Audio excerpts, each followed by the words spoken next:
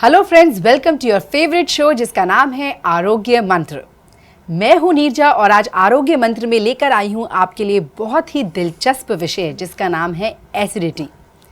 Acidity के बारे में हम सब थोड़ा बहुत तो जानते ही होंगे क्योंकि लाइफ में कभी ना कभी छोटी मोटी एसिडिटी का सामना तो हम सभी ने किया होगा।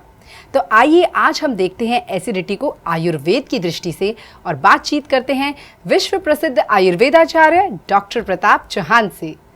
जी डॉक्टर साहब नमस्कार। नमस्कार जी, आपका बहुत बहुत स्वागत है आरोग्य मंत्र में। शुक्रिया। और डॉक्टर साहब आज का हमारा टॉपिक थोड़ा कॉमन है, वो है एसिडिटी। और आज हम जानेंगे एसिडिटी को आयुर्वेद के एंगल से कि क्या कारण है, क्या निवारण है। लेकिन उससे पहले मैं बता दूं दर्शकों को हमारा नंबर है 012940400404। आप इस नंबर पे हमें कॉल कर सकते हैं, अपना नाम और नंबर रजिस्टर करवा सकते हैं। जीवा के एक्सपर्ट टीम ऑफ डॉक्टर्स आपको कॉल बैक करेंगे और आपसे डिस्कस करेंगे आपकी प्रॉब्लम। जी हाँ डॉक्टर साहब, तो एसिडिटी के क्या कॉजेज़ बताए हुए हैं आयुर्वेद में? देखिए, सबसे पहले तो ये जो शब्द है एसिडिटी या हाइपर एसिडिटी, इसका जो रियल शब्द है, यानी कि जब हमारे स्टमक के अंदर एसिड की मात्रा, हाइपर मीन्स ज़्यादा बनती है, ज़्यादा एसिड बनना, उसको कहते हैं हाइपर एसिडिटी। आयुर्वेद में इसको अम्ल पित्त के नाम से इस रोग को लिखा गया है। पर सबसे पहले मैं कारण बताऊं इसके, मैं दर्शकों को ये भी बताना चाहूँगा कि बहुत सारे लोगों को ये रोग के बारे में मालूम नहीं है। मैंने इसलिए कह रहा हूँ कि मेरे पास बहुत सारे लोग आते हैं पेशेंट, वो कहते हैं जी मुझे एसिडिटी हो रही है। तो मैं उनसे पूछता हूँ भाई क्या हो रहा है आपको, जलन होती है, कोई ऊपर को खट्टा पानी आता? कह रहे नहीं जी वो तो नहीं होती, पेट में जो है भारीपन रहता है या पेट साफ़ नहीं होता। तो कुछ लोग पेट साफ़ ना होने को एसिडिटी कहते हैं, या कुछ लोगों को डकारें आ रही है, ऊपर जो है ऊपर से वो गैस निकल रही है, उसको वो एसिडिटी समझते हैं। लेकिन अगर हम स्पेसिफिकली अगर इसका अर्थ समझने की कोशिश करें तो एसिड यानी कि तेज़ाब। तेज़ाब जब आपके स्टमक में, तेज़ाब तो हमारे स्टमक में एसिड तो होता ही है, भोजन के पाचन में उसका एक रोल है, लेकिन वो अधिक मात्रा में वो उसका सीक्रेशन हो जाए, जिसको कि हम हाइपर बोलते हैं, तो फिर वो क्या करेगा कि वो ऊपर की तरफ को आता है अक्सर। और ऊपर जो हमारे पेट के ऊपर एक वाल्व लगा हुआ है, कई बार उसको भी वो ढीला कर देता है।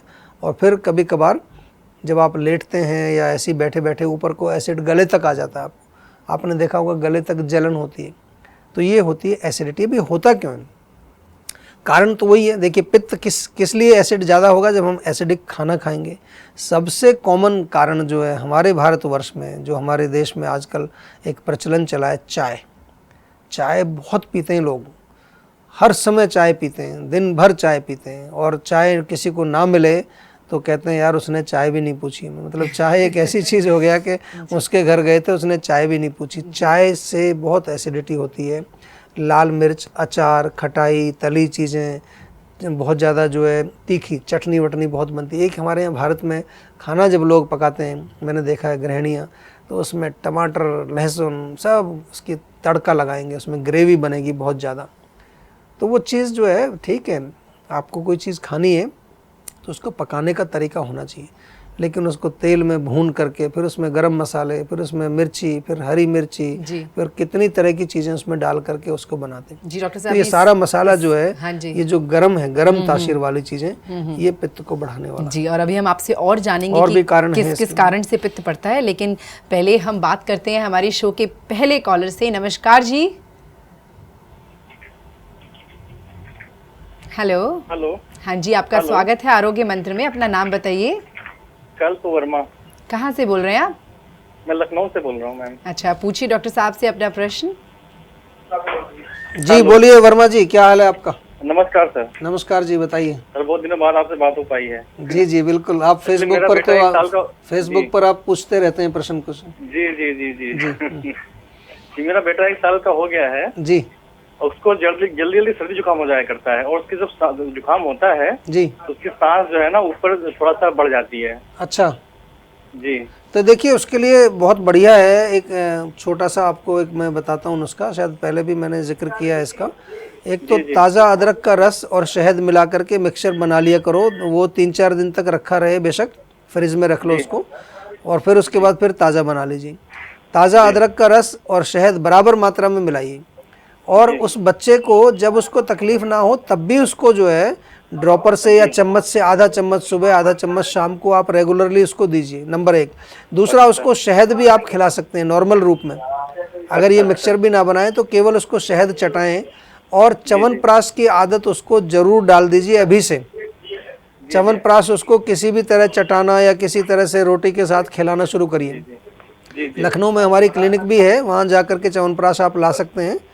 और इसके अलावा उसको थोड़ी सी ठंडी चीज़ें ज़्यादा मत खिलाइए, मुख्य रूप से ज़्यादा मिठाई या फ्रिज की ठंडी चीज़ें, दूध से बनी चीज़ें, दही इत्यादि भी कम खिलाइए, क्योंकि उसका क्या है कि बलगम ज़्यादा बनता है, फेफड़े उसके कमज़ोर हैं। तो हम ये कोशिश करें कि उसका रोग यहीं ठीक हो, नहीं तो आगे चल के उसको तकलीफ़ और बढ़ेगी। और ज़्यादा प्रॉब्लम हो तो फिर आयुर्वेदिक औषधियाँ भी बहुत अच्छी हैं, वो लखनऊ से आपको मिल जाएंगी। हमारे यहाँ हमारा एक कासना सिरप है, बहुत बढ़िया, बच्चों के लिए बहुत काम, ज़्यादा दिक्कत नहीं रहती। हाँ, तो कासना सिरप भी उसको रेगुलरली आप पिला सकते हैं। या कभी ज़्यादा तकलीफ़ बढ़ जाए तो उसके लिए विशेष औषधियाँ चूर्ण के रूप में वो भी आपको मिल जाएंगी। लेकिन ये जो मैंने छोटी छोटी चीज़ें बताई हैं आपको, इसी से बिल्कुल ठीक हो जाएगा। बहुत सारे बच्चे ऐसे हमारे संपर्क में आते हैं और हमें खुशी है कि वो बच्चे स्वस्थ हैं, उनको दवाइयाँ भी नहीं लेनी पड़ती और उनकी इम्यूनिटी काफ़ी बढ़ गई है। तो आप भी ये प्रयोग करिए और बच्चा आपका बिल्कुल ठीक हो जाएगा। जब आपसे से पहले पूछा था तो उसमें से गर्मी वगैरह हो रही थी तो लोगों ने कहा कि अदरक जिस समय गर्म करेगा उसको। आप चिंता नहीं करिए, देखिए मात्रा के ऊपर डिपेंड करता है। जब मात्रा आप उसको देते हैं थोड़ी, बच्चे को आप आधा या चौथाई चम्मच मिक्सचर देंगे तो उससे गर्मी नहीं होगी, वो उसके रोग के लिए अच्छा फ़ायदा करेगा। ठीक है, ठीक है वर्मा जी, आई होप आपको अपनी प्रॉब्लम का सोल्यूशन मिल गया होगा। जैसा डॉक्टर साहब ने बताया, आप उसे च्यवनप्राश ज़रूर खिलाइए। च्यवनप्राश अपने आप में बहुत अच्छा रसायन है और हमसे यूं ही जुड़े रहिए। हमें कॉल करने का बहुत बहुत शुक्रिया। तो दोस्तों, आरोग्य मंत्र में हम इस चर्चा को जारी रखेंगे, लेकिन वक्त आ गया है इस छोटे से ब्रेक का। ब्रेक में जाने से पहले मैं याद दिलाना चाहूँगी आपको फिर से हमारा नंबर जो है 0129 4040 404। मिलते हैं इस छोटे से ब्रेक के बाद।